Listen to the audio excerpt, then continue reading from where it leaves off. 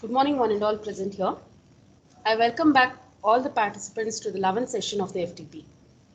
Now, I would like to introduce the speaker of our session, Dr. Rajni V. Honangar. Dr. Rajni V. Honangar obtained her PhD degree from the prestigious Indian Institute of Science, Bangalore, during 2014. She is currently working as an associate professor in the Department of ECE, RNSIT, Bangalore. She has a teaching experience of 22 years. Her research interests include optical communication, optical sensors, integrated optics, and microwave photonics. She has published around 20 papers in journals and various national and international conferences. She won the Best Paper Award at the International Conference on Optics and Electro-Optics held at IRDE, Dehradun during 2014. She won the Best Teacher Award at RNSIT during 2006. She obtained a project funding of Rs 2 lakhs as a coordinator under the VTU Competitive Research Funding during 2020. I welcome you to the session, ma'am. Thank you. Thank you for the kind introduction. Thank you, ma'am. I'll hand over the session. Yes. I will share these slides.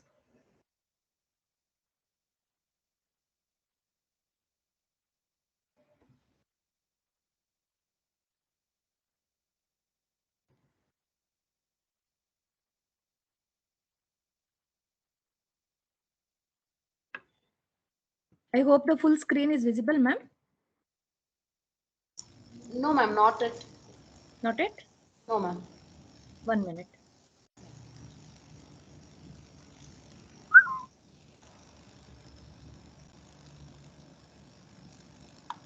Yeah, 1 minute.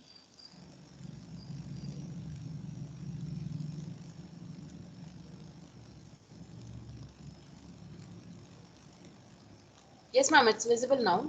Now it's visible? Yes, ma'am. Okay, the slides are also changing, isn't it? Yeah, it is changing, ma'am. Okay. Okay. Can I start? Yes, ma'am, you can start. Oh, okay. So, good morning to all the participants.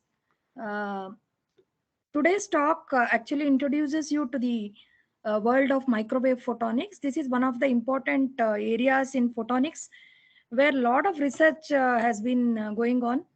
All of us are more familiar with the term microwave engineering, and separately we deal with optical engineering. But this is, you can say, a combination of both the worlds.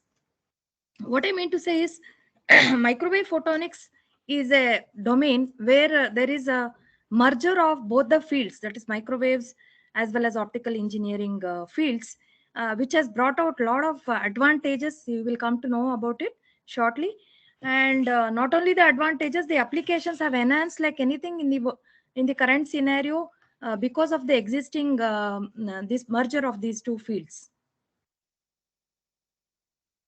So, in the topic of the presentation, I would like to cover some basics of microwave photonics, and then I will be covering what are the different functions that are going on and applications in the MWP, which I short form is microwave photonics, and also some photonic integrated circuits wherein we currently are making use of these microwave photonic devices we developed, and they are being useful in that technology, and also some conclusions and references. So, what is this microwave photonics? So, as I told you, this is a discipline which combines both the worlds. Say you are going to have RF as well as the optoelectronics. So, most of us know that the frequency bands of this. I will discuss this in the previous slide. Sorry, in the upcoming slide, that you have the RF as well as the whatever the optical engineering frequency bands are slightly different from one another, but already a lot of work has been into the optical domain, and the advantages of optical communication has already been there, like wide bandwidth, low loss transmission capability, and as you can see here, there is no electromagnetic interference. As you see, I will be using a pointer here. So no electromagnetic interference. That is one of the greatest advantages of the optical engineering that existed, or the optical technology. And also low cost, you can say that low cost systems also could be developed, because we are going into the integrated photonics domain where you are actually seeing that the systems are all going into micrometer and nanometer scale devices are being developed nowadays. And also one of the important things what we are doing here is, once we know these are the important advantages of the optical domain, why not use it for the microwave? So this was the idea which brought the two worlds together. And microwave photonics also, if you just look into the, especially the radio frequency signal processing aspects, it results in swap budgets, we say. Swap budgets means the size, weight, and power. There is a lot of reduction in all these three areas, which is very, very important thing that is there. And a lot of devices could pop up, and you can see that almost all devices would be very miniature sized, and therefore it would enter into any domain. You will have lightweight devices, and also you are working with the higher frequencies, and therefore we have the, not only because of the wide bandwidth we are able to get high data rates. All these are the different advantages which you actually transfer from the optical domain to the microwave domain. 1 minute. So if you look at the frequency spectrum, I think all of you are familiar with the radio spectrum what we have. So up to almost 300 gigahertz, we are actually differentiating from 3 kilohertz to 300 gigahertz. As you see here, we are differentiating the RF, and then almost above the 200 gigahertz and in the order of terahertz, we enter into the optical spectrum. And all of you would be familiar that we are having optical, when we enter the optical spectrum, we are no longer we are talking in terms of the frequencies, rather we are going to talk in terms of wavelengths. And it would include wavelengths like infrared to visible range and the UV ranges. Okay, but why this particular frequency spectrum is important is, all of us have understood that we have moved from low frequency to high frequency applications, and no longer are using the same kind of communication channels. So if you observe the skin effect, that what we studied in our basics, the skin effect is inversely proportional to the root of frequency, and it is well understood that as the frequency increases, the skin depth goes on reducing, and therefore there is a need for newer kind of communication channels, what we expect, because otherwise all the signal that is being transmitted is just coming out of the communication media itself, like the coaxial cable what we use at the RF domain. All those will experience heavy loss, and no signal transmission could take place from when it moves from the transmitter end to the receiver end. So this is one of the important things what you can visualize, that the in RF we are trying to use a different kind of communication channel, and in case of optical we are going to use a different kind of communication channel. And all of us are familiar that we are using optical fibers for our transmission in the high frequency optical spectrum. Now let us look into the schematic of the MWP link as well as the system. So once I say it's a microwave photonic link, it mainly consists of, you have a totally RF in, that input what you are going to give, and you are going to take the RF out. But in between what you are doing is you are transmitting it over the optical fiber. So before we do this, we require one kind of conversion that has to happen, because directly the low frequencies are not going to be transmitted in the optical fiber. It is going to be modulated. Okay, modulation device is required, which actually maps it on to the higher frequency, or maybe I can say it can be called as electrical to optical conversion, and then moves on to the optical fiber, and then gets transmitted over the optical fiber, gaining all the advantages that an optical fiber has. And then it can be again reconverted back to the in the photo detector. We observe that there is a conversion that is happening, that is optical to electrical conversion happens, and again you get back the RF output. So what is going to happen in the middle in the optical fiber is some kind of functionality that happens. As you can observe in the MWP system here, once the RF input is given and it is modulated onto a higher frequency, it will gain the, actually when we do the modulation, we are actually doing light modulation. So the light will act as a carrier for this RF, and then it is going to experience some functionalities. So there are many functionalities what you are going to process in the optical domain. You can see here the processing of these functionalities like time delay, phase shift, okay, filtering, frequency conversions that happen. All this could be done on the optical domain, and that is the advantage that this RF experiences now, because it is being modulated in a MWP system. And again, it is of course converted back, and it is obtained as an end signal.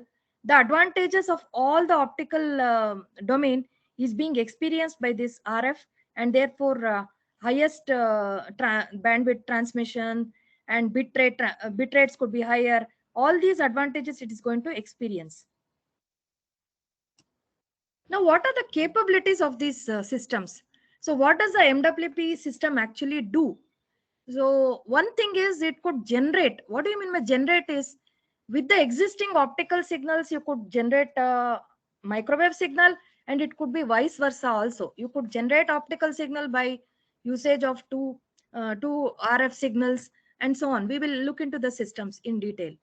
So, and also there is distribution. What do you mean by distribution is, when we talk about the networking, or when you are going to transmit these signals to different points or regions for communications, then you are going to happen to transmit these kind of RF signals are being distributed over the optical system.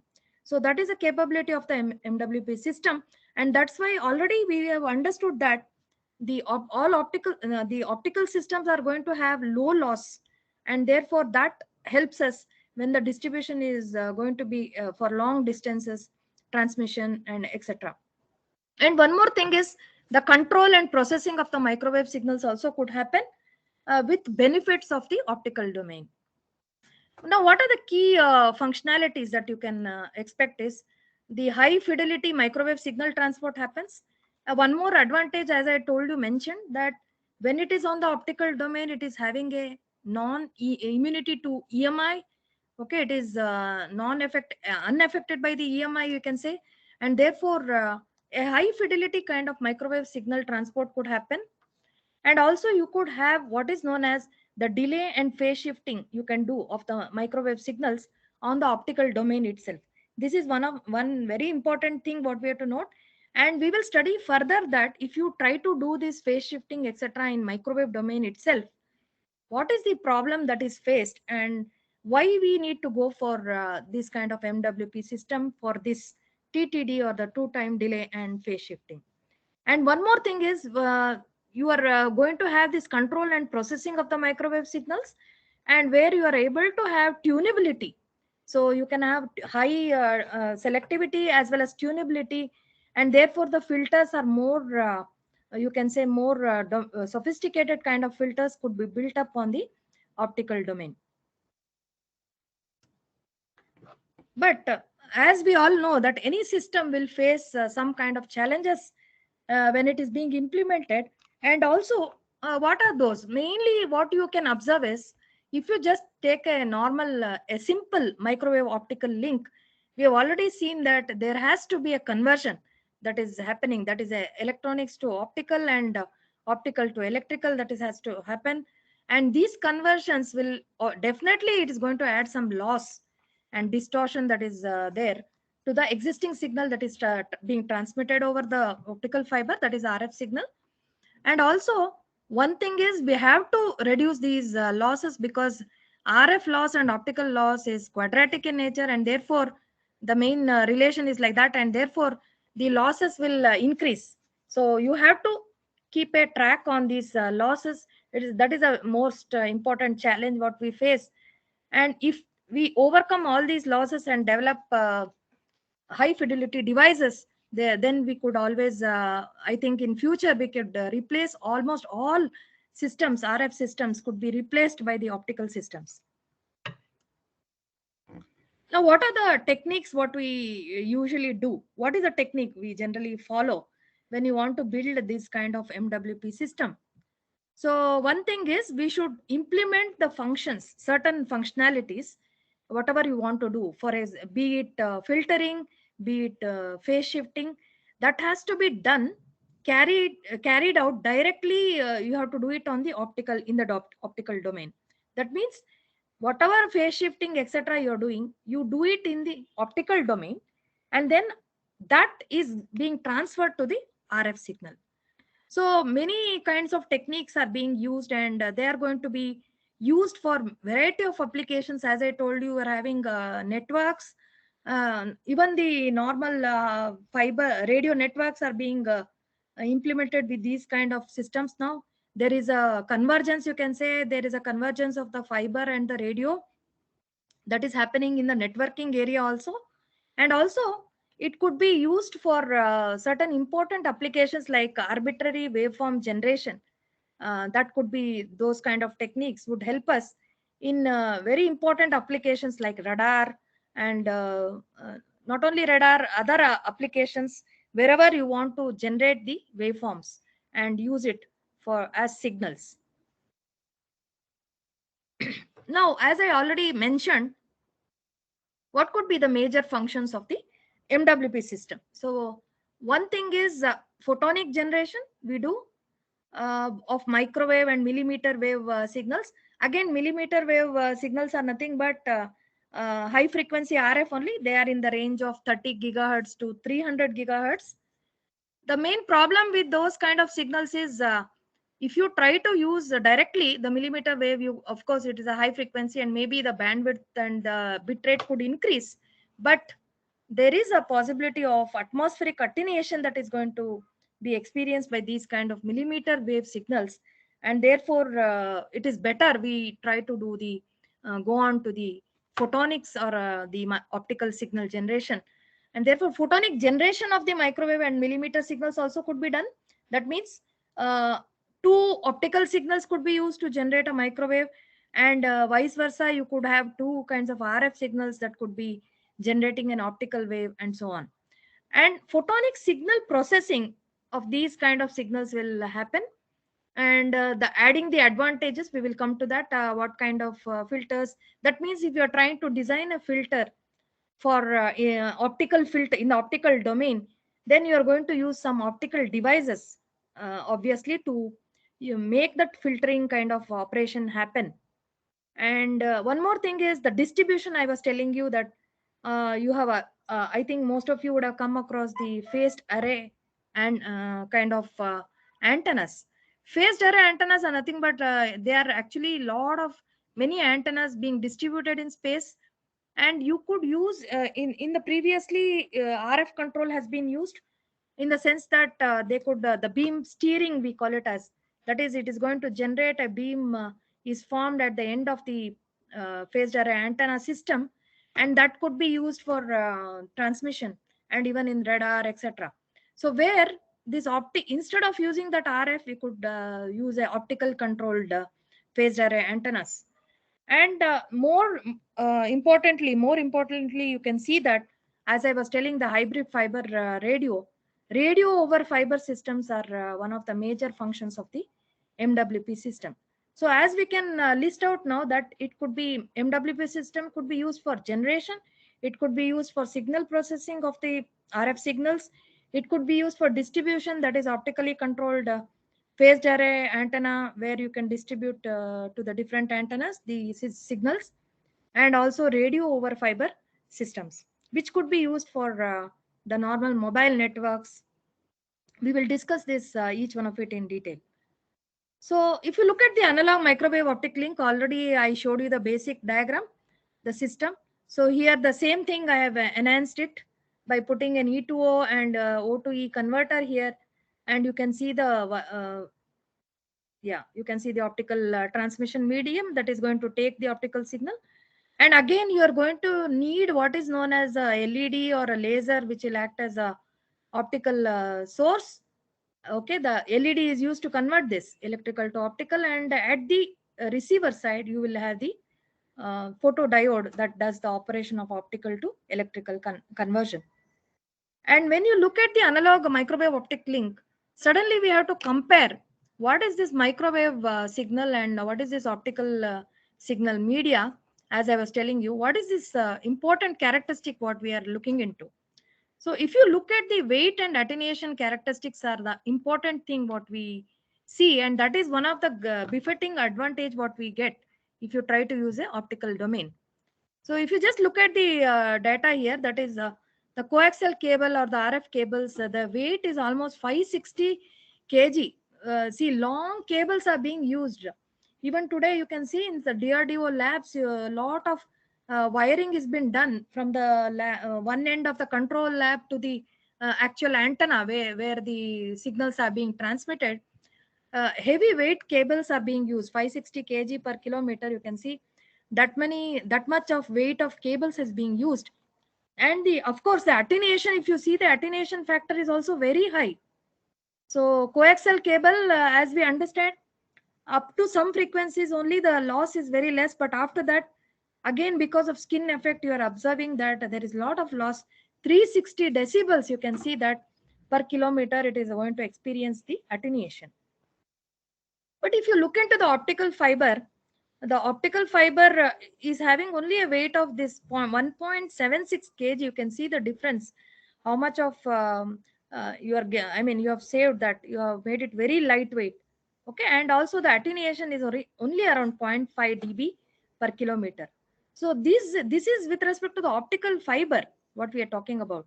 But recently we are developing some kind of optical devices also, that is like waveguides, etc., which could be used as a transmission medium, and they are going down more in size. They are being developed at nanometer scale also, micrometer scale also. Therefore, you are getting a very large advantage in case of the transmission, as well as with respect to the loss.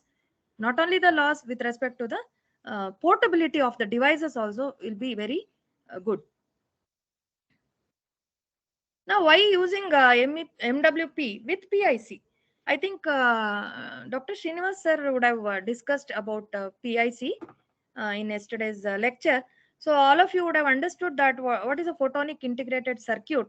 So almost all these devices, optical devices, they are built on a single chip. They can be built, be it transmitter, be it a coupler, be it anything like you have a coupler, you have a phase shifter, etc., on a single. I will show you the picture also. So if you have this microwave photonic along with the integrated photonics, what I mean to say is, whatever you are trying to develop the functionalities and trying to build these devices, apart from using optical fiber initially, nowadays we are using different kind of devices which are built on different materials. We'll come to know that a lot of materials like lithium niobate, will come to the exact materials, gallium arsenide, all these kind of devices, the materials are being used to develop devices which are very small in size. They are going down to the micrometer and the nanometer level. And therefore, if you build systems itself, MWP systems itself, for example, a phased array antenna system on a single chip, that will be very small in size, and portability is also good. So that benefits us. So if you try to use MWP with PIC, of course, there is benefit of reduction in system size, and the losses also are reduced. Okay, so and cost effective, because once you go into these kind of integrated systems, I think it's well understood that batch fabrication would be possible for these kind of devices, and therefore it works out to be a cost effective system. And one more thing to notice, any operation what you're going to build, what is the first step is you build it on the optical domain and then transfer it to the RF system. So this is what helps the usage of MWP with the PIC. I think all of us have understood this. That is what is a photonic integrated circuits that integrate a lot of devices, multiple devices on a single similar to an electronic integrated circuit. And also the major difference is the optical wavelengths what we see here. We use a visible spectrum, that is the source what we use, that is light we use in the integrated circuits, rather than the electrical signals what you are going to use in the normal electronic integrated circuits.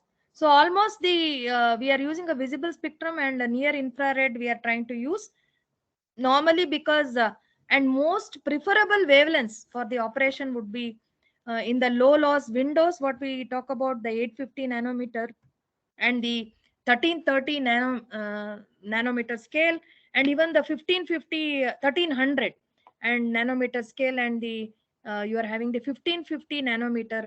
All these are preferred because they are called as low loss windows in any optical communication system. So if you try to build the devices in this, for especially for communication applications, all of us have understood that integrated PIC circuits could be built even for lab on chip. They could be used for biosensor also. But when you are concentrating on the MWP, most of the applications of MWP would be on the communication side. And normally we try to design the devices in this range of wavelengths, like 1550 and 1300, where the losses are very less.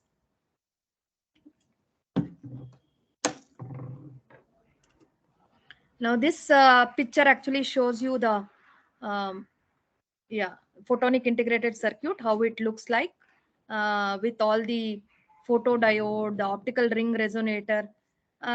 Most of these devices could be used for a different application. They could be used as filters.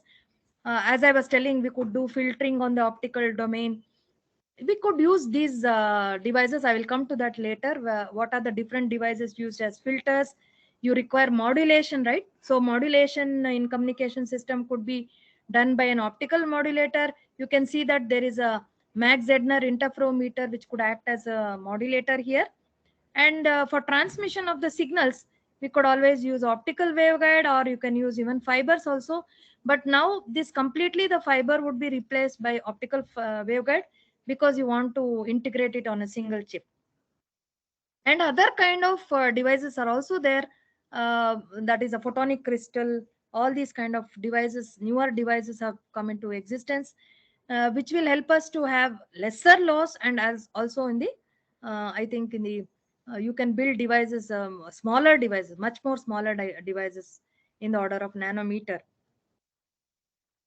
Already we have discussed this. The advantage of PIC is that you could have the increased bandwidth, you could have smaller size, batch fabrication, and one more thing is all these devices are have immunity to vibration. So when it is being, say for example, you are trying to build certain applications, you are trying to put it on the satellite communication system. See, the applications of MWP is enormous. It could be used in any kind of systems, communication system, especially if you try to put it on the satellite communication system, where the satellite is moving and undergoing some kind of external vibration, etc. So there is an immunity to all this. That's why this proves to be very advantageous uh, factor for the PIC usage.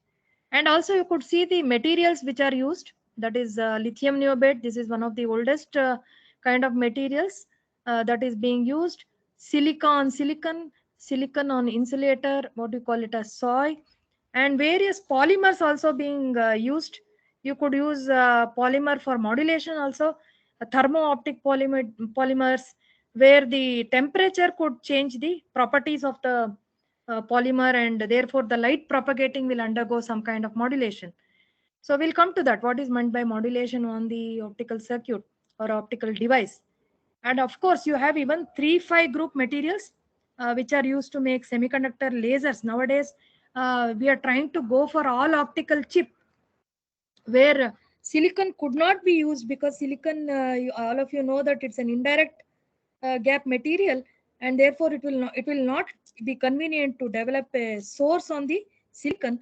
And that's how you could use always you can develop, use other materials. That is, we have nowadays we are trying to use gallium arsenide and indium phosphide, which are direct semiconductor materials. It's easy to build the sources also on those kind of materials.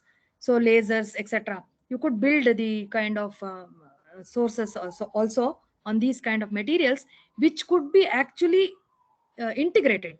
So that is the advantage. You could have an all optical chip that could be developed in future.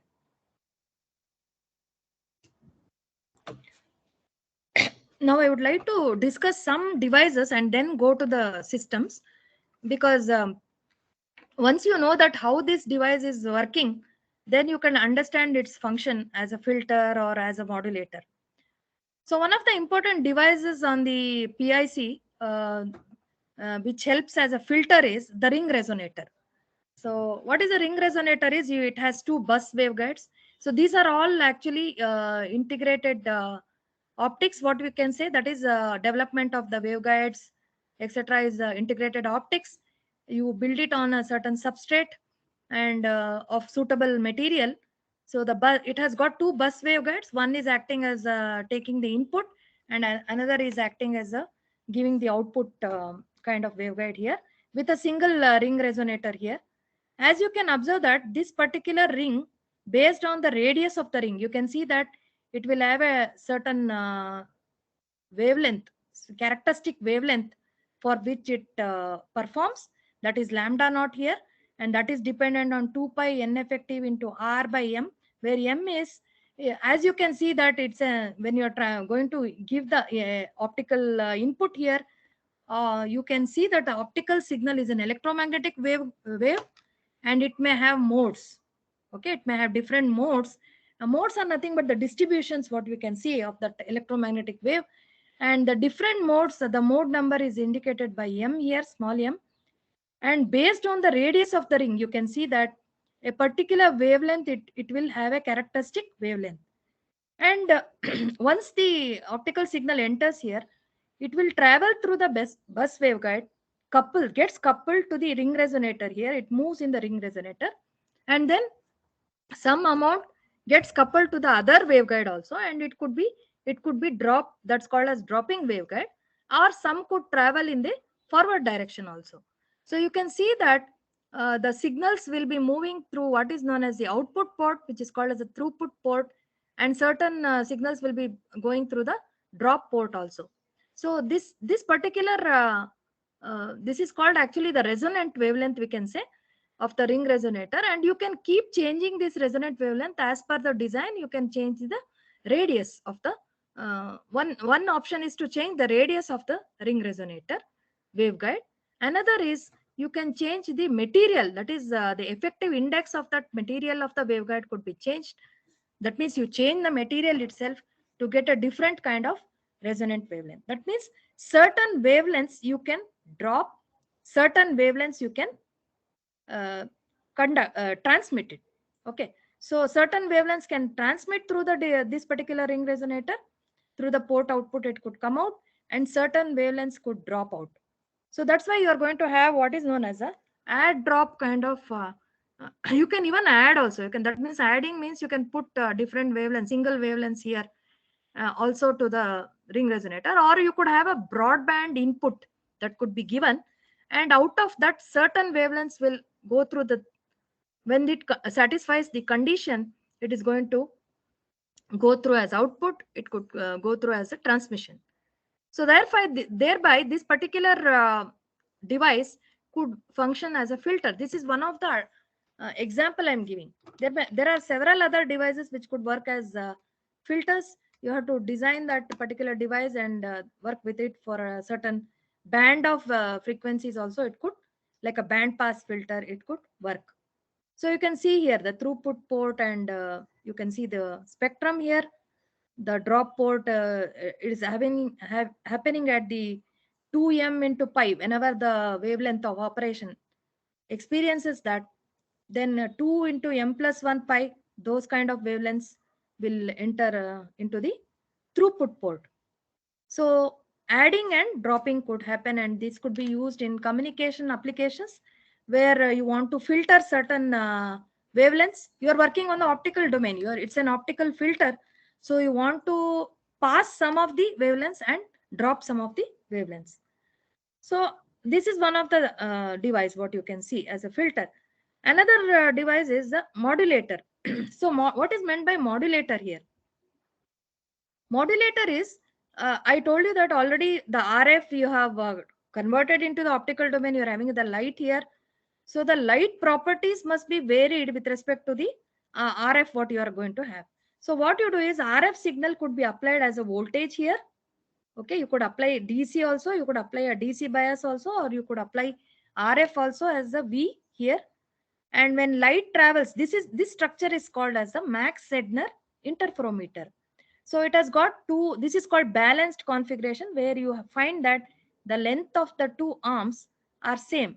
You can observe here that light enters, it will split exactly 50% to both the waveguides here, and then again there is a combiner here which combines this modulated light here. So what happens exactly in modulation here?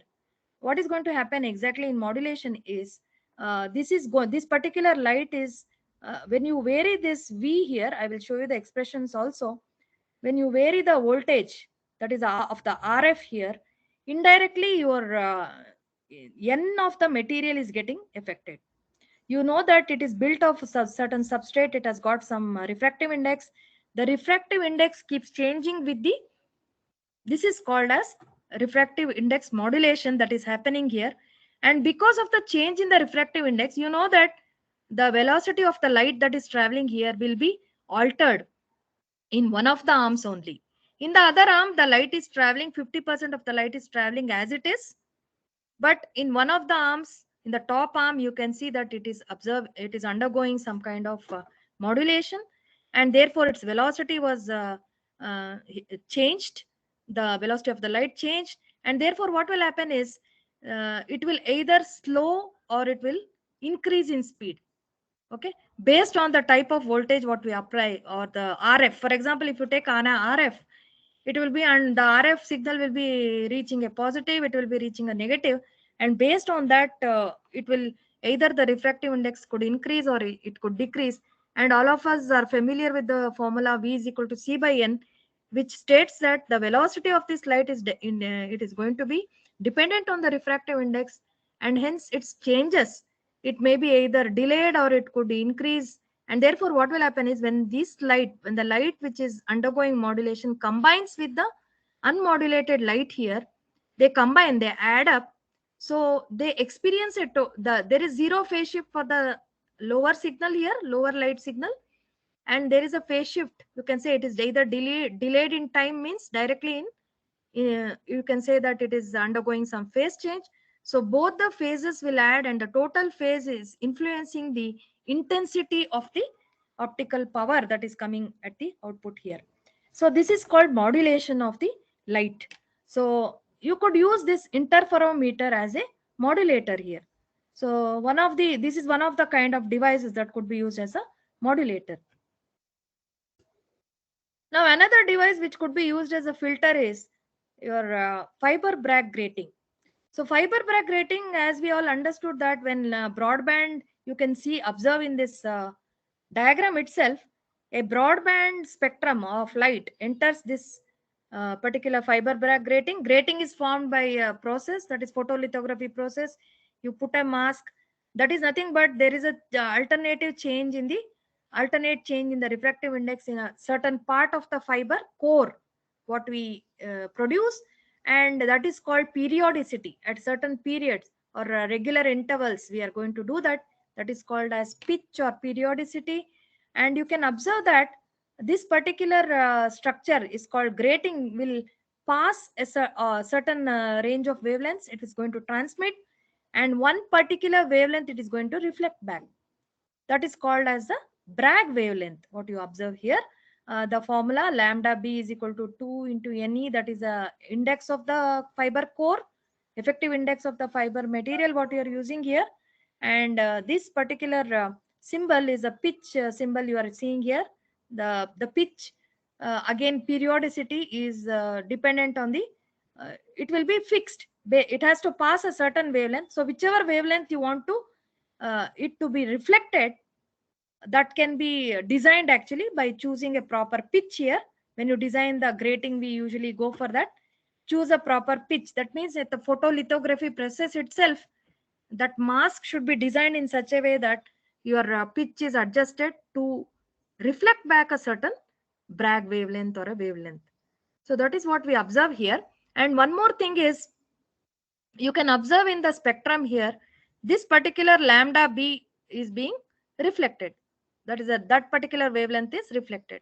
So that means if you want to filter out that one, that particular wavelength, you could, this could be designed, and therefore it is acting as a filter. See, the same kind of device you could build it on the as a waveguide Bragg grating also. Similar to that, you can have a waveguide, and this is, you can see that this is a, I think all of you would have seen in yesterday's discussion that this is a kind of rib waveguide, and the rib waveguide, on the rib waveguide core, the gratings are being produced here, and same design will apply here also. If you try to make that grating pitch by controlling that, you could get the particular wavelength out of the transmission spectrum. You can see here in the, that particular wavelength is missing from the transmission. That means you can filter out. So this is one small example I'm showing, that it could be filtering one particular wavelength, and hence in a communication system, indirectly we are telling that it's going to filter out a certain frequency also.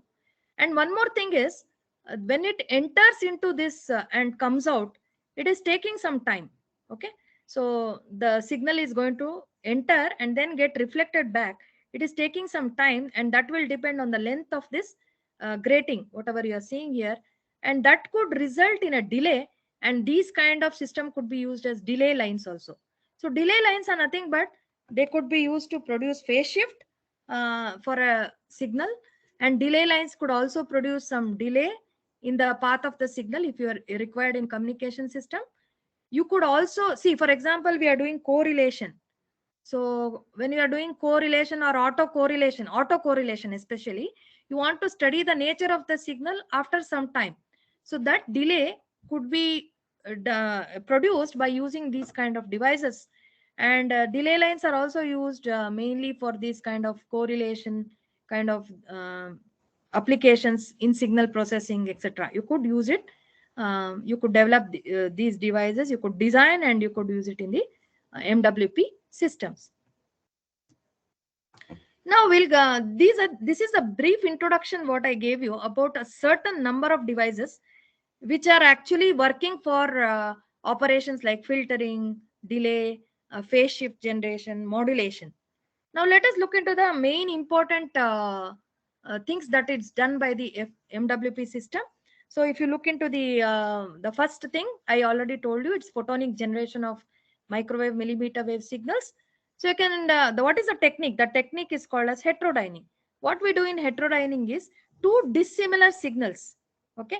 So of different frequencies, two laser beams, you could beat when they are actually combined together. Okay, this is called this is actually called as beating of two laser beams. It will generate a microwave signal. Mixing happens, and what happens is, you can observe here in the diagram. So one signal is having a particular phase shift of phi 1, and it is having a angular frequency omega 1. Another particular laser beam is having omega 2 and phi 2. So when these are going to be coupled, they are going to produce what is known as you can see here at the photodiode, they are going to be producing a signal which has a characteristics, that is the difference of these two optical carrier frequencies, as well as a phase shift is also difference is generated.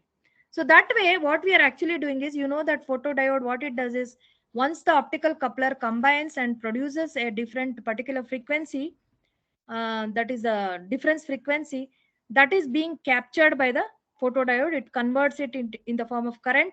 So what happens is, the optical gets converted into the electrical here, and so you are going to obtain a RF output. Now you could use even modulation also to generate the that is called as external modulation, what you can do. So here you can see here, okay, it's light source is there, and you are passing, this is called Mach-Zehnder modulator. As I already told you, you can give an RF input. You could you can adjust that biasing point also. Biasing point in the sense where exactly the modulation should happen for the RF signal, whether it should be at the peak, positive peak, or whether it should be at the negative peak. The kind of modulation what you want, that can be adjusted, and the RF input is being given to the Mach-Zehnder modulator, MZM. And again you are having a notch filter. What is this notch filter? Again, this notch filter is going to produce a single particular wavelength or frequency. You could use even FBG as a notch filter, and you could pass it through the single mode fiber here. This everything is happening in the optical domain. Please note that this is an optical carrier, and then again it is modulation has happened. So it has generated two side bands here after the MZM modulation, and then it is one particular you have to suppress the carrier, and then you have to have the only the side bands. Okay, so suppressed carrier is here. You can use a single mode fiber here. Okay, single mode fiber, and then again a photodiode here, and that is going to generate your modulated signal. So this is called as microwave signal generation using external modulation, where you, instead of beating of the two signals and producing that, you are going to generate using a modulation. So again, this particular, you are going to filtering etc you do, and take only one part of the optical carrier, and you are going to have it as a RF conversion that is going to happen here. Conversion from optical to RF. Even single side band modulation is possible. Similar to the previous what we are seeing here, what you could do is you could remove certain wavelength. If supposing a Broadway band is there, what you could do is you can only particular single sideband, single or sideband in the sense it may have some certain bandwidth frequencies. You can see here there is a RF input given to the Mach ZNA modulator. Laser is there, so that is acting as a carrier here. So that gets, okay, the it takes the characteristics of the RF input, it gets modulated by that, and the modulated light is entering into the FBG.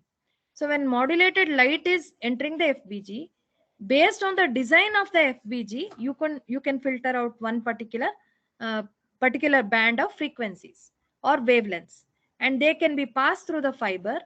Again, it could be filtered in the it could be separated out as RF as well as optical in the photodiode, because this conversion happens from the optical to the electrical.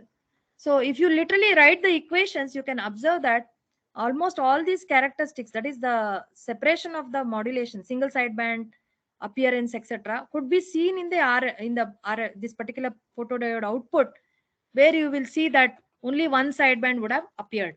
If you do the qualitative analysis and write down the equations, you can clearly see that only one particular sideband is available at the output. They have justified this also, and experimentally also they have found out this is a RF output.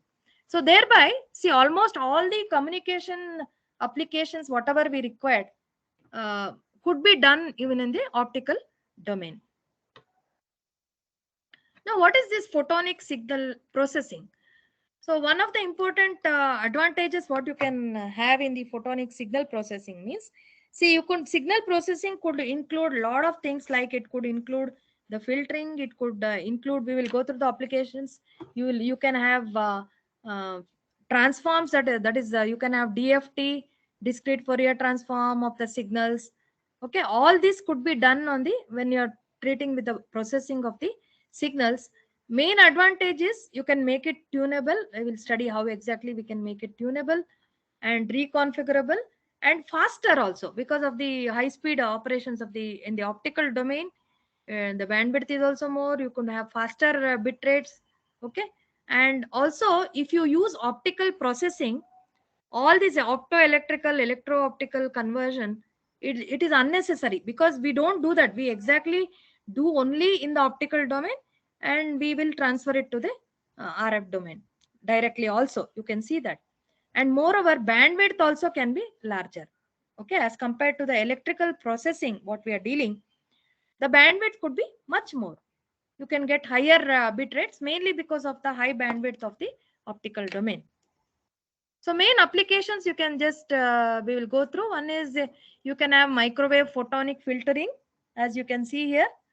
And you can have generation of arbitrary waveforms. I'll come to that. We will study that. And equalization, what you do, you are using equalizers in many signal processing applications. You could have correlations also that could be tested for the signal. And also you can have fast and discrete Fourier transform. All these operations could be done by using optical devices itself. Now look at the microwave photonic filter. So the main components of these are, you have a laser source, you have phase modulation that happens. Okay, I will talk about this, what is meant by phase modulation. And then of course you have a filter, that is FBG is working as a filter, and you have a photodiode. So when light enters a laser source, light source like a laser source is taken. See, the polarization of the source is very important for us. Whether polarization matters a lot for us, because if the polarizations of the devices as well as the sources are different, then there is again a loss, major loss in the signal.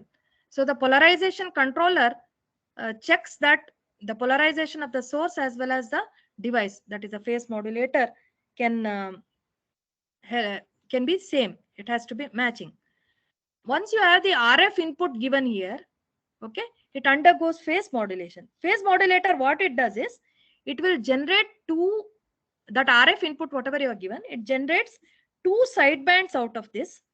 And these two sidebands, you can see here, it is out of phase. You can see here, one is in the positive and one is in the negative, separated equally from the center frequency. So you can, that is a message frequency. So you can see that it produces two sidebands here which are out of phase, and that is being given to the FBG. Design FBG in such a way that it is going to neglect one band of frequencies. Design the FBG. Already we know that how to design. We can have a particular lambda knot that can be removed, or that can be transmitted, that is acting as an optical filter. So once it moves with that, it passes on to the photodiode. You can see here that only one positive part of the spectrum is being passed here, and that at the photodiode, what is going to happen is, it produces the single sideband. You can get the intensity modulated signal is going to come here. So that is intensity modulated in the sense, the light underwent the, not only the filtering, but then it is only a single sideband here, and that is going to be produced at the uh, as an output here. So at the output of the photodiode, actually you can it will produce a voltage, that is if you connect a resistor etc., the current flows through this, and it will produce a voltage, and that is actually a RF output it could produce. So this is a kind of photonic filter what we have been doing on the microwave domain itself. So you have not used any low frequency, that is RF signal processing is not, our devices are not at all used. We are trying to use all optical devices to have the advantages of the optical domain onto the filtering processes also. One more, I think this actually gives you a basic principle. You can see here what exactly happens.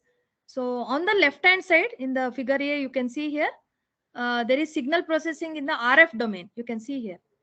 So RF input signal, RF output signal, after it undergoes a signal, some kind of signal processing. Maybe you developed a DSP kind of filter, or maybe you have a particular operation like correlation that is happening for the signal. You're doing some operation. So it is direct here. One disadvantage is that the tunability is very difficult here, because the whole circuit design, this particular design is complicated to be um, to do the tunability or reconfigurability. That is experienced in case of the RF circuits. But if you look at the optical kind of signal processing here, you can observe here. Again, what we are doing is, you have an optical source, you have an RF input signal that is being modulated, and then whatever you are doing on the optical signal processor. The advantage is, I told you that FBG could work as a filter. In the FBG itself, that is fiber Bragg grating itself, if you are going to have the tunable grating kind of thing, that is not a single type of grating. If you have a lot of different gratings together, that means the spacing of the grating or periodicity, if you vary, then you can have a tunability for that. You can tune it to, you can have varied values of the uh, tunability, under which it could varied values of the lambda could be filtered, and that gives a good optical filter configurability that is a tunability advantage here. Okay, so again in the optical receiver, that is nothing but the photodiode, usually you can get this. So all these main important things what we need to note is the tunability, reconfigurability. You can get it in the device itself, the device design itself. You can alter and you can obtain the advantage. This is one more application what you are going to see here, where in the photonic signal processing, what they have done is, instead of for the filters, for the different filters, you call that as taps, filter taps. So you can use different tunable sources here, that is light sources. They can get coupled here. That means you can have band pass kind of tuning here. Okay. And also you can pass it to the electro-optical modulator first. That is, you can pass the RF signal here directly. Okay. From the network analyzer, they are going to use that RF signal here. They are going to give here, and it is going to get coupled, the modulated, okay, electro-optically modulated output. That means RF is there, light, different light sources are there, and 5:1 coupler is there. Okay, all the 5 sources, that is, you can have the distributed fiber Bragg laser. These are different kinds of sources on the left hand side. They can be passing through the coupler. Okay, it's like almost a demux kind of thing here. Sorry, mux kind of thing, many to one particular wavelength it can take at a time, and optically modulate that, because there is separation of carriers here, because you're having tunable sources, each one of them. And then it is passed through again a 2x2 coupler, where what happens is, it goes to, why 2x2 is, one of the end it goes to the wavelength to time mapping. So we have to understand here, it is nothing but a fiber Bragg grating here.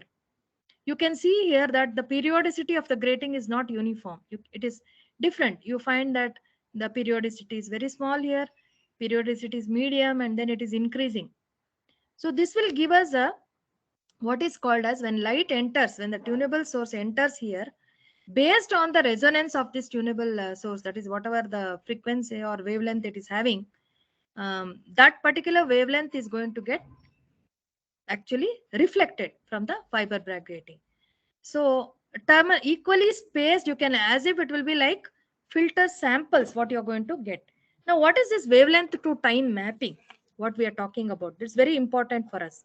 So let me go to the next diagram, which shows you that. So what is this wavelength to time mapping is? It's a process or phenomena where light wave propagates through a sufficiently long length of this, any fiber, you can see. And when it passes through that fiber, we say that fiber is dispersive. Already we know that optical fiber is dispersive in nature. That is, when you have a broadband light passing through that, it can separate out as different wavelengths. Okay, it is constituting of different wavelengths. So when it, any short pulse of laser, etc., when you pass it through this long length of the fiber, we observe that the wavelength information, whatever is there, it gets converted into the time information. You can observe here. So whatever wavelengths were there in that particular broadband source or tunable source will get separate out in time. Okay, so that means based on the wavelength, different colors will occupy the different wavelengths. You can see here the transit time of this will keep changing here, appearance of this. So this particular separation will give actually like it is sampling. Okay, it is giving you the samples of the tunable source. So this is one kind of very important technique, that is wavelength to time mapping, that takes place due to the FBG. That you can produce that one in the optical domain itself. You can have that phenomenon, and but you should have a dispersive kind of, that is usually the fiber will be having dispersive characteristics. So you could use it, and based on the different type of dispersion, you can have this. You can observe here that the transit time of that particular appearance of this is decreasing because of the negative. We have used a single mode fiber with negative dispersion. So another important application, as I was telling you, is arbitrary waveform generation.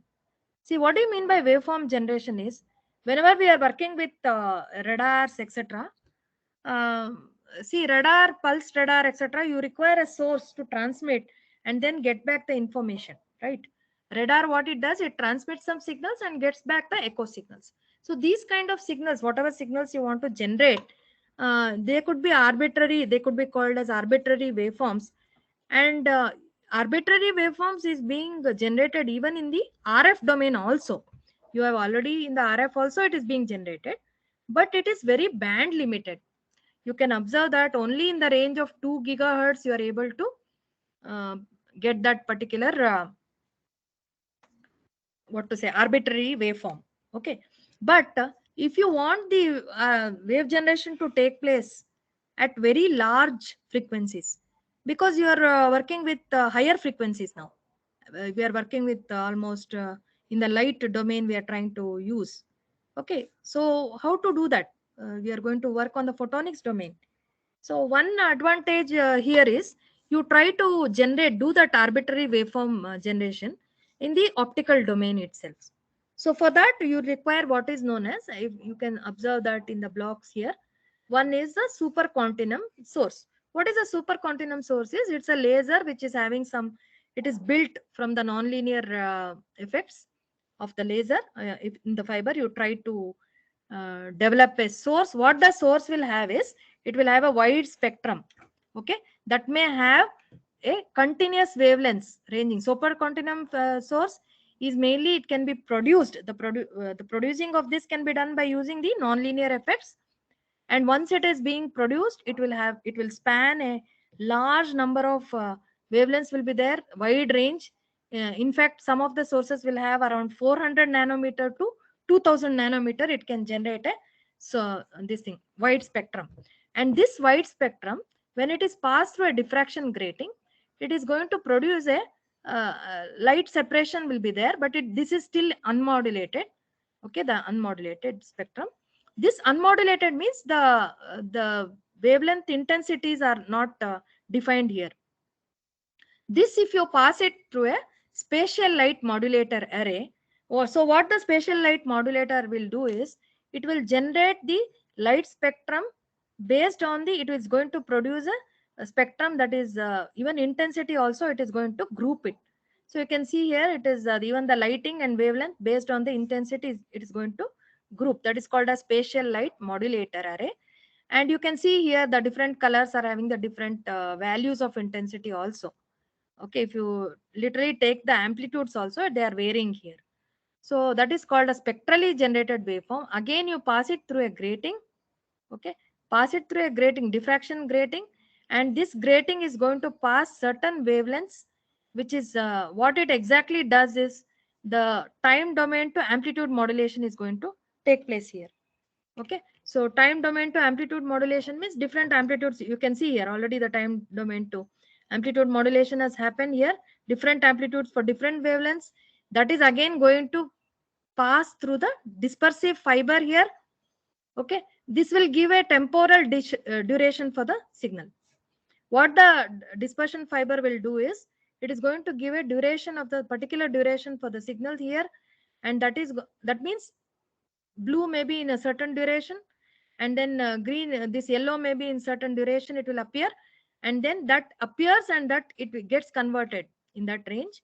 The frequency it is going to be produced, that is RF output will be produced. So at the photodiode, what we are observing is a time varying electrical signal is obtained. Okay, time varying electrical signal. What is varying here? The variation is mainly based on the optical intensity. So if the intensity of the light is more, the amplitude of that signal, electrical signal will be more. And then another time, another color is coming, that is another wavelength of light is coming. If its amplitude is less, it will the electrical output is also having a lesser amplitude. So this produces an output RF signal that is having a variation in the electrical signal, actually literally, which is having a variation that behaves according to the optical intensity here. So this is one kind of arbitrary, you have generated an arbitrary waveform here.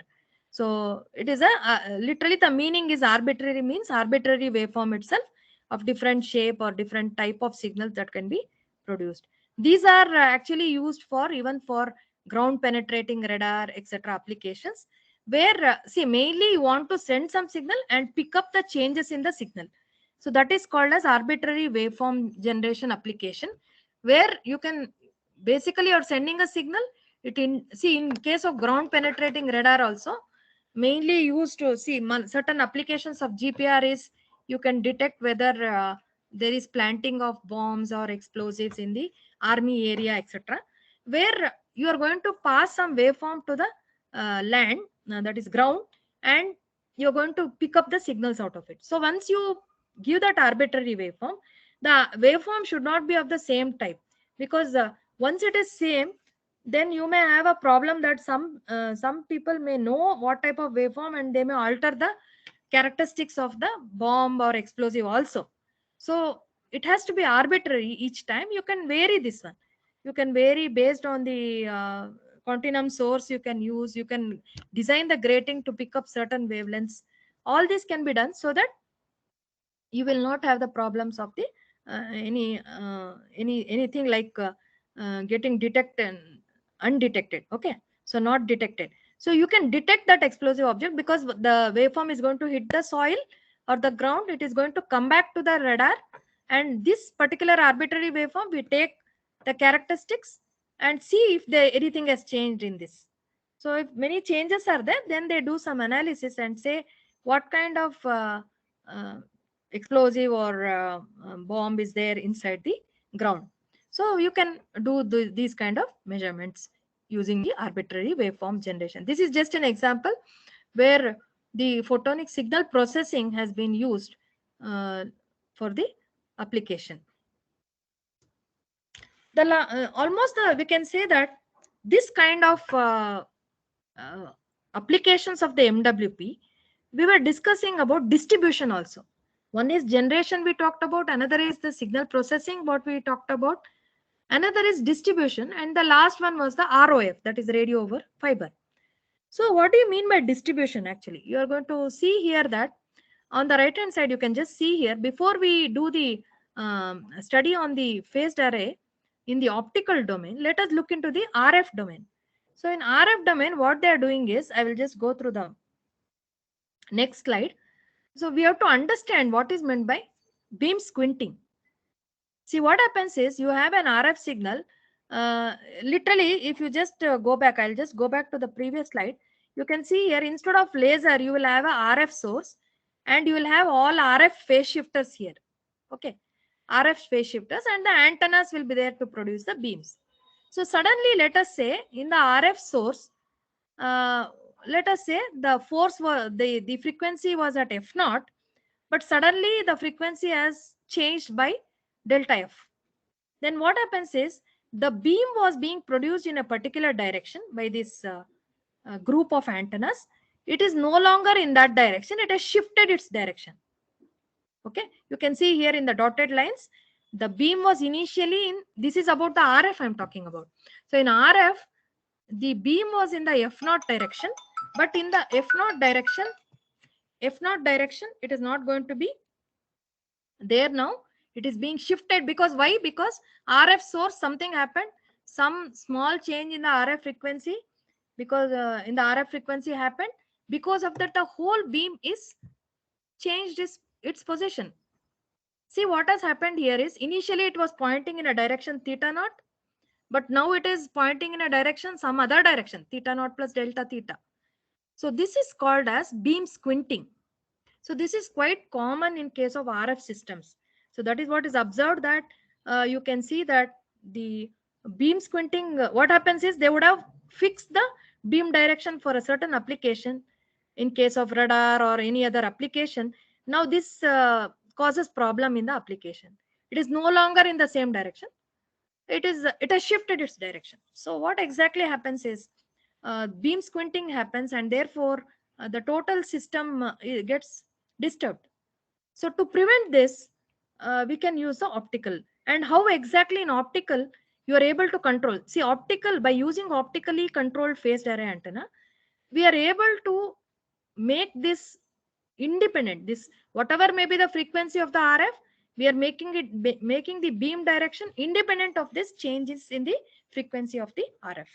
That is what is the aim of the optically controlled phased array antenna. How exactly it happens? Let us look into this. See, if you look at the wavefront of the whatever it is going to produce, the array, broadside array, they are used the certain antennas. So you can observe that the theta is there. Theta is the angle that is being pointed by that particular beam of that is produced by the antenna. You can observe that in case of RF, that theta is, I have not gone into the exact equations, only the final equations is enough for you to understand. Please look at the equation here, that theta is equal to sine inverse of delta phi. That is, you have the RF phase shift here, delta phi, RF phase shift. This RF phase shift into lambda divided by 2 pi d. It is very clear, you can see here that the theta, that angle which is pointing, the antenna is pointing, is dependent on lambda. Lambda means indirectly it is C by F. So it is dependent on the frequency. So once your the frequency of the source, that is changes, automatically your theta is going to change. So this is the problem what we faced in the RF. But let us look into the uh, optical kind of system. In an optical kind of system, what they are doing is, instead of using the phase shift here, not this is a delta L, means they are going to change the length of the, I will talk about this more in the upcoming slides. The length of the whatever the optical fiber or delay line is adjustable, it is delta L, and because of that the phase shift theta is being changed here. So you can observe here what we have done already. When we use a optical, let us go back to the previous slide. You can see that the laser is there. Now if you modulate, use this laser modulation, you already what has happened is, let us say we have, this is a modulated laser, RF has already modulated. So the laser will undergo phase shift in the optical domain. What you have done is to change the this phase of this optically generated phase you want to change. You have changed the length of the optical fiber. Okay, so optical fiber actually produces a delay. That delay can be what? How can you write the delay? That can be written like using the formula V is equal to d by t. Okay, and where t is nothing but d by V. So that particular L, the length of the antenna, will give the will keep changing. When you keep changing that length, obviously you're going to have the time changing, and therefore t is equal to ln by c. Using this formula, you can actually calculate the time delay, and therefore what happens is, as the delay changes, as the delta L changes, the length of the fiber changes, you can have the theta. You can see here it is dependent only on this. Now what is happening is, only in the optical domain your length is changing. Supposing your frequency changes, it is not at all dependent here. You can see here it is not at all dependent on that, and therefore you will not have the problem of beam squinting at all when you try to use a RF instead of RF, the MWP system, wherein you are trying to use optical kind of phase shifters and delay lines. So this is one of the work what I wanted to discuss, which I had done for my research work. That is a creation of this, or design of this phase shifter, basically. So these are all you can observe here. These are 1, 2, 3 are all couplers, switches. What you can see. So initially, if you see one structure, it is almost looking like your Mach Zehnder. One line will be like this. One waveguide will be like this. Another is length changing. You can see here the length is DL, 2DL, like this you can have. For any number of you can combinations, you can generate the phase shift here. So that's why this is called as an n-bit passive phase shifter. Why passive? So just to bring to your notice that any phase shift here is given by the equation. You can see here delta phi. Any phase shift you want to produce is dependent on beta, that is a propagation constant. It's nothing but 2 pi by lambda into n effective in case of optical fiber or optical waveguide into dl. That means as you keep changing the dl, your phase shift is going to change. So this is called as passive phase shifter. We are not using any electrical control or any voltage here, and that generates a phase shifted optical signal. I will show you the results also. This work we did it at IISc when I was doing my PhD there, under Professor T. Srinivas sir. So this particular idea, uh, under this we have just generated a lot of optical phase shifts. You can generate any value ranging from 0 degree to even 45 degree. Any kind of phase shift could be generated, and this is one of the configuration. Now if you look at the passive phase shift and active phase shift, now what is this active phase shift what I'm talking about? So I was mentioning about modulation, right? So when you modulate, we said that the refractive index will change when you apply certain voltage V. So this is also producing one kind of delay, I said. So that is called as active phase shift. You could use electro-optic modulators also to generate the phase shift, phase shift on the optical signal. So the thing is, you will require energy sources. You have to require, you depend on the voltage sources, etc. If it is just like this, you could design the structure on an integrated circuit. So in the work we have done, we had used a lithium niobate kind of material. See, lithium niobate is electro-optic active. You could generate even more phase shifts here if you try to put an electrode on either sides of this lengths. Even that is going to give you finer phase shifts. I hope you understood. For example, we generated a phase shift of 45 degree, etc. You want even finer phase shift like 45.1, 45.5. That you could modify that by using since the material is lithium niobate, you could use electrodes on either sides of this waveguide of length dl and apply some voltage, so that furthermore you could get the phase shift. Additional phase shift or coarse or fine phase shift can be generated.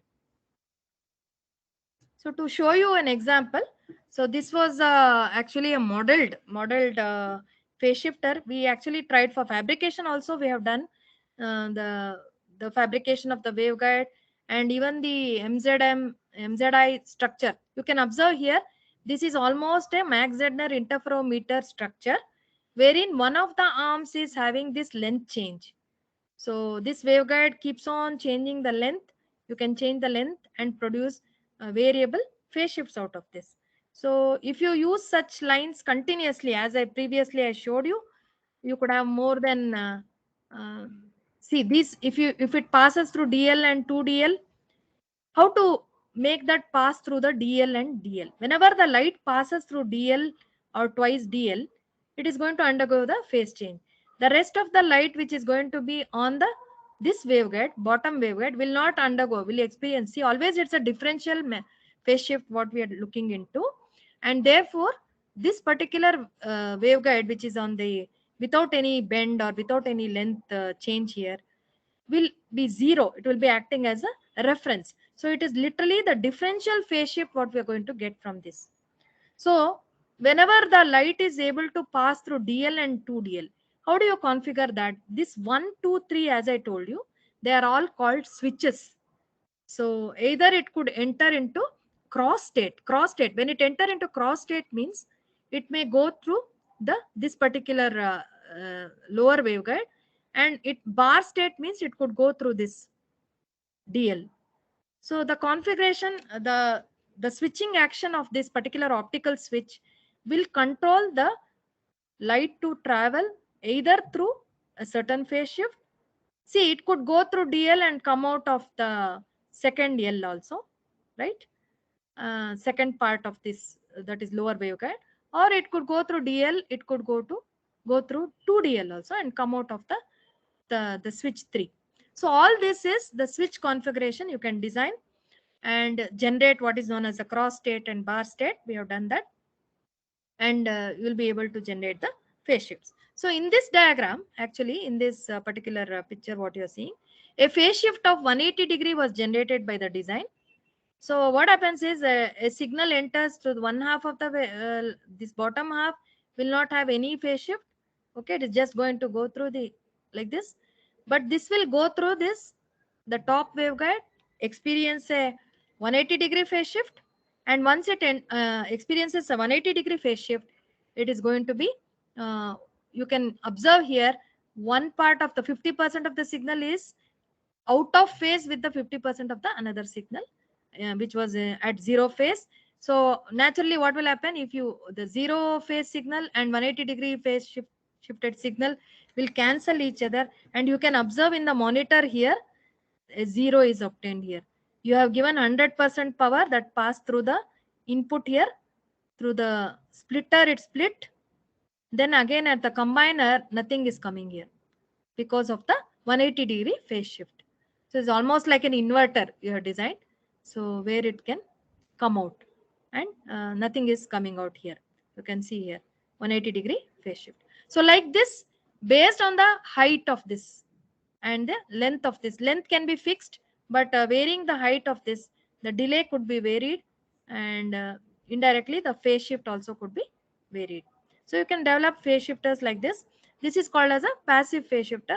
Of course you can increase the phase shift or modify the phase shifts by putting even electro-optic kind of arrangement here. So this is the system what we actually planned for the usage in the application of the delay line, what we had designed. So you could use an n-bit delay line. See, here you can see laser getting optically modulated. Optical modulation of the RF takes place in the electro-optic modulator.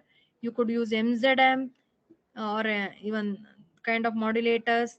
Then you can split it to the how much ever delay line they are there. That is how much ever antennas are there. How many ever antennas that are there in the network, you could give it to that. This is a kind of phased array antenna system where you can observe here at the end you have to convert it back to the RF because it has to go through the antenna. So still you have not come to an all optical system, where in all optical system we would not require this conversion at all. So whatever the optical it gets delayed, that can be directly given to a photonic antenna. If you develop a photonic antenna, then it could be given directly to the photonic antenna. So this is one system level diagram which shows how exactly you could employ. So this particular antenna may produce some kind of beam in one particular direction, say 30-degree, like that. You can another delay line in another direction. So all the beam forming, it could happen together. It can combine also and produce a particular beam or range of beams in different directions. So this I have all these slides, the diagrams, etc. I have taken from a very good paper that is Microwave Photonics Combining Two Worlds. So Nature Photonics Journal by Capmany and Novak. The last important thing what we need to know is the radio over fiber. So what is meant by radio over fiber is you have to distribute the radio signals over fibers, and this gives the advantages of the low loss as well as the broad bandwidth. And one more thing to note is as early as you can see 1990 they had launched this kind of systems, and you can see 864 to 868 megahertz subcarriers, and they had used laser diodes which were operating at 1300 nanometer. They were used in the transmitter, and they were directly modulated by this carriers, 864 to 868 megahertz carriers. So once these carriers were passed, that is, a radio over fiber can be simply imagined as a fiber carrying the RF signals. That's all. In a simplest manner, you can see that it's a fiber carrying the RF signals. Now, what are the limitations of the existing wireless networks then? Already we have RF systems. Why you need to pass optical over RF, radio fiber? Why you want to pass RF over the fiber? Already there are existing system, wireless networks, etc. The main important thing is you are working with lower frequencies, right? In the RF also domain, if you look into maximum, even if you go to the millimeter wave, we go from the 30 gigahertz to 300 gigahertz only. But once you enter into the optical domain, you are going into terahertz range, and therefore the bit rate will be very high. The type of bit rate you can expect out of those systems is very high. One more thing to note is, since you are working in the lower frequency ranges, you observe that there may be usage of these frequencies for other applications. So congestion will exist. Okay, congestions will be existing because many frequencies are being used for other applications already, and nearby frequencies may be also there. Already you are using it for the terrestrial systems, are using communication systems, are using many frequencies, RF frequencies. So there is a problem of congestion that is going to happen. And of course, the data rates are restricted. So, and already those applications exist. So even if you go to the higher millimeter wave ranges, etc., the bandwidth is being used up. So the data rates are restricted. So because of this, we go in for ROF technology. You can see here the block diagram of the ROF technology. That is, radio frequency signal is fed as an input signal. Okay, it is optically modulated. Okay, in the modulator, you have the laser also. Modulator, in the modulator, the RF is being modulated, and then it is being fed to an optical fiber, and then again in the photodetector at the receiving end, it is demodulated and converted to an electrical signal. So this is the radio over fiber technology. So antennas, any communication system which transmits the antenna signal, that will be captured RF in the modulator and being modulated by the laser. So this is the main thing at the transmitter. At the receiver end, you should have a detector or a photodiode. So this is one more picture showing you the millimeter wave kind of radio signal. So what happens once you put it onto the optical carrier, the modulation happens, right? So when modulation happens, of course, the sidebands will be generated here. Okay, apart from the carrier, you have the sideband also. And once the sidebands are there, this particular modulated signal is being fed into the optical fiber, and then again you have to convert it back to electrical to get back the millimeter. Meanwhile, what is going to happen is, if you are having, see, what happens is, already I told you that in case of lot of microwave systems, the cables carry the information, and therefore from one end to another, and therefore the loss is very pretty high. So this could be reduced, actually losses could be reduced much by usage of these optical fibers. That is one big advantage.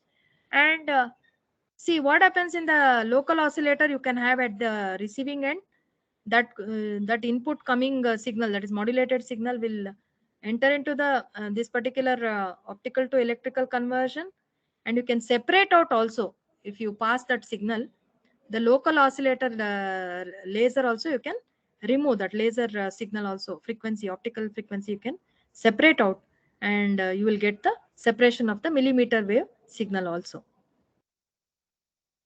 Now if you talk about hybrid radio, there is always a existence of the wireless as well as optical network together.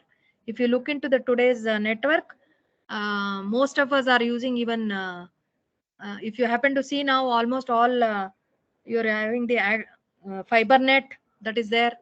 Okay, so fiber net is already in use now. For most of us, I think in the houses we are using for the internet, the fiber net itself. Already the optical network is there in operation for the telephones, internet, etc.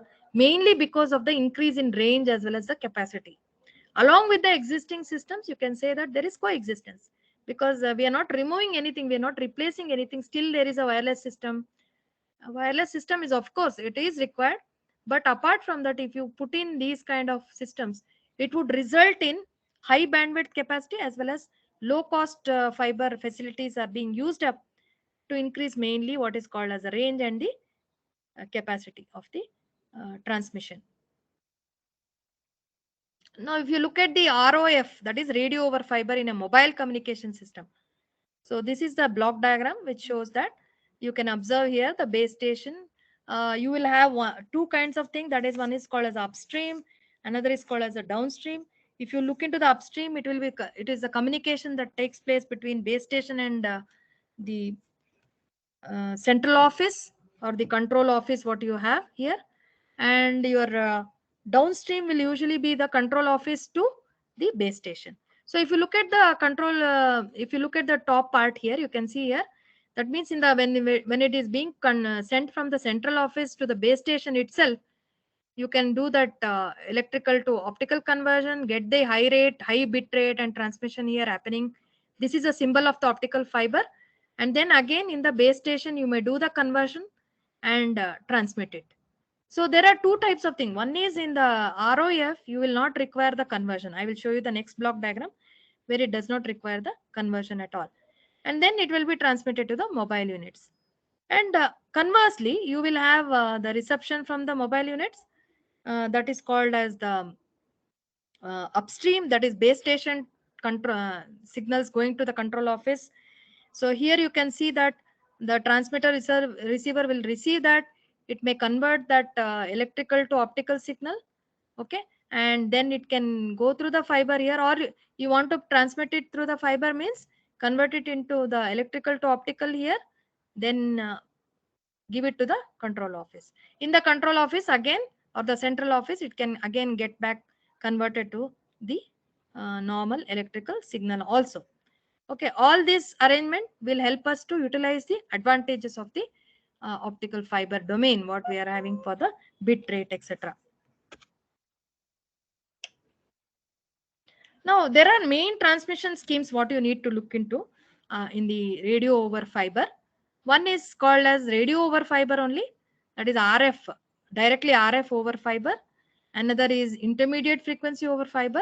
Another is baseband also, you can pass it through the fiber. You can see here, these are the different modulation schemes what you can have. So RF will have the RF frequency, okay, this particular radio frequency, and intermediate frequency. As we know, many systems work on IF, especially the cable TV systems, etc. And baseband modulation also could be there. Baseband over fiber also could be there. That is called as a baseband modulation. That is the original message signals what in their original form what we are talking about in the baseband modulation schemes. Now, let us look into the different systems. That is, one is I was telling about the radio over fiber, right? So radio over fiber, here you can look into this. There is a CO represents the central office or the control office.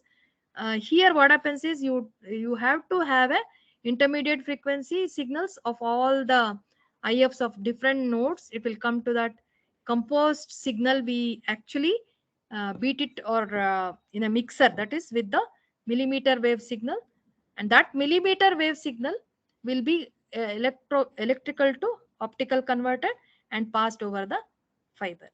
Okay, and in the fiber, the again at the receiving end and the base station, what I meant, in the base station you would require the optical to electrical conversion, and directly what is there here, you have the RF, right? That RF is there, that is millimeter wave. You have modulated with a millimeter wave signal here. This is called as ROF, that is RF over fiber.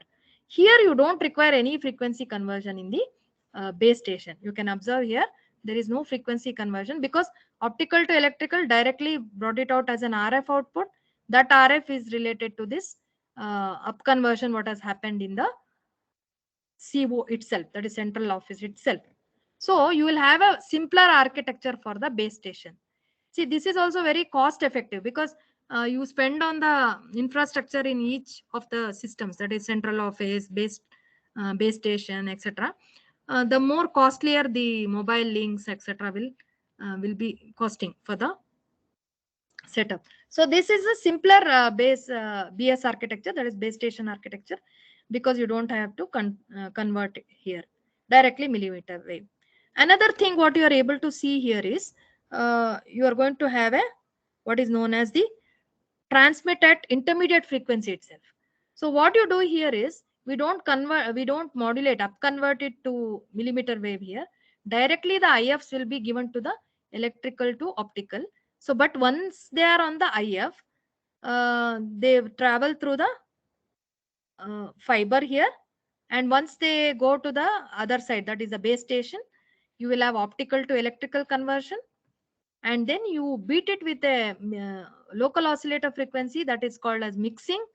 And once you mix it, you are going to get back the particular frequency. There is no particular you require a mixer here. So there is again an additional mixer operation that is going to happen if you try to use it for the intermediate frequency kind of operation. Okay, so here in case of RF, we did not require this conversion here, but you require an extra this thing because you are working in the RF. This is called IF modulation. That is why you are working with IF in the system itself. So you require it to be converted into IF, because here already the whatever the IF was there, you have converted to electrical to optical. That means the optical carrier is there, which has converted it already, and then you are going to have this moving on the fiber. So this is one system. Another system what we would see is the baseband itself over the fiber. So in baseband means it is a normal message signals itself in the original forms. They may have low frequency signals, especially we multiplex all the data streams, and then you can have this multiplex data streams. You can convert it into electrical to optical. Then this is called as a composed signal because it is having many band of this baseband signals. They are all passed over the fiber. You are able to pass many signals because of the high capacity of the fiber, and then you move on to optical to electrical conversion, and then you are going to demux it, and then when you are going to demux it, and then you are again going to the local oscillator to up convert it to millimeter wave here. Okay, and then transmit it, up convert it into millimeter. This is actually the configuration that is existing. So in baseband type of scheme, you don't transmit directly the baseband. You have to transmit a up converted frequency itself. You know that because they have to travel, signals have to travel long distances, and therefore they may have the attenuation that is going to happen in the air or atmosphere. It is going to be experiencing the losses, and therefore modulation is a must if it has to travel through long distances. So in this case, we convert it into millimeter wave kind of application. And it could the MWP also exists in radar systems nowadays. So what is happening is the complete radar system itself will be replaced in future with the photonic radar. But that's a long way to go because of the challenge of the data rate, the high speed for A to D converters.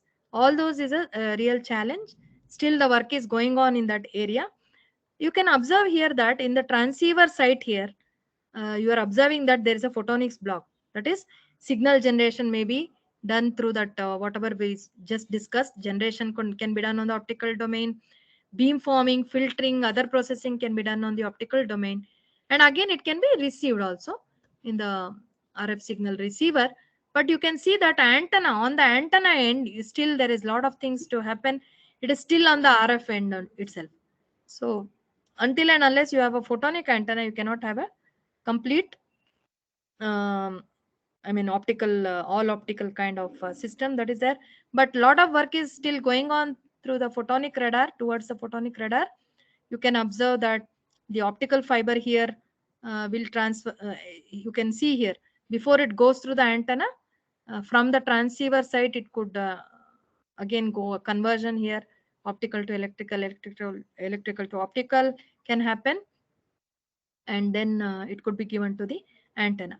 So this is one scenario where even in the radar systems, the slowly all the blocks, generation, beam forming, etc., is being replaced by the photonics based blocks. But there are, of course, some limitations what we can see even in the radio over fiber. You could see that it's an analog system, because most of it is you are seeing the radio over fiber, etc. We have not put anything, so it is prone to digital there. We have not done the conversion, etc. Of course, a lot of radar, etc. will have the A to D conversion that is going to happen later, but that is also challenging because the frequency is very high, the bit rate is very high. You need a high speed kind of A to D conversion that has to happen. So normally we are working with analog nowadays in that ROF system where it is prone to noise and distortion. And one more thing is you have the nonlinear effects of the fiber also. So dispersion is possible if you try to use the optical fiber. That may lead dispersion loss may be there. Again, the E to O and O to E conversions also will always add complexity, because you are going to add those blocks and for conversions, and it adds to the cost of the system. It becomes costly. The system becomes costly.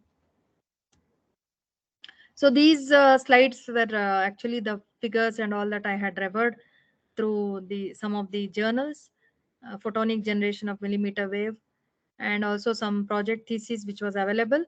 Hybrid fiber radio networks has given me very good inputs in this.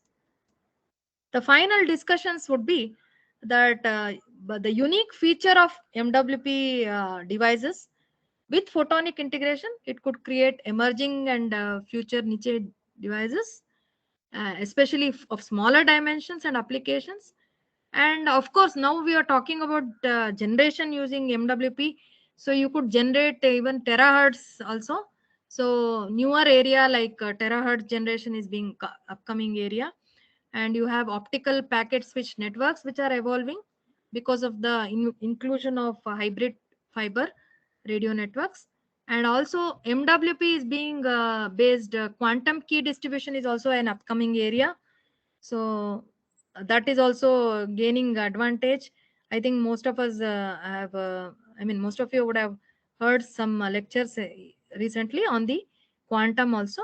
So MWP based quantum key distribution also will help a lot to have newer kind of devices developed.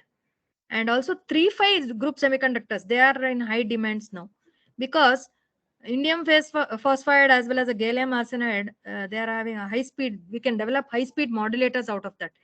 Lot of newer kind of modulators like traveling modulators, 40 gigahertz, 100 gigahertz modulators are already being designed, and that will help a lot in the MWP systems, especially for communication. And also nonlinear MWP is another area, okay, where nonlinear effects of the devices could be used. In the photonics itself, nonlinear effects of optics itself could be used as a different kind of research area to develop different kinds of devices. Say, for example, we already talked about the supercontinuum source, etc., which works on nonlinear. So that is one of the important thing that is still lies as a research area. A lot of things are there, non-linearities, which could be used in different applications. So these are a few references what I used for my lecture. I would like to thank Dr. T. Srinivas, who has always been helping hand in understanding most of the concepts he has cleared for us during our coursework, and also a lot of discussions we have done when we did the research. Thank you, sir. And I would like to thank Dr. Triveni for giving me an opportunity in this FDP, for giving my lecture. And I also thank the AICTE for funding these kind of FDP sessions. Thank you all for your patient listening. Thank you, madam, for such a wonderful talk. Thank It's you. really a pleasure to have you, madam. Over to you, Swati. Thank you, ma'am. Thank you for the wonderful session. The presentation was very informative. Thank you for giving us an insight on the microwave photonics. Thank you. Any I'm questions sure are there? the participants. Any questions from the participants?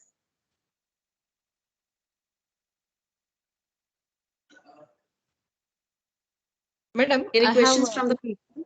yes, madam, Rajni, madam. Yes, yes.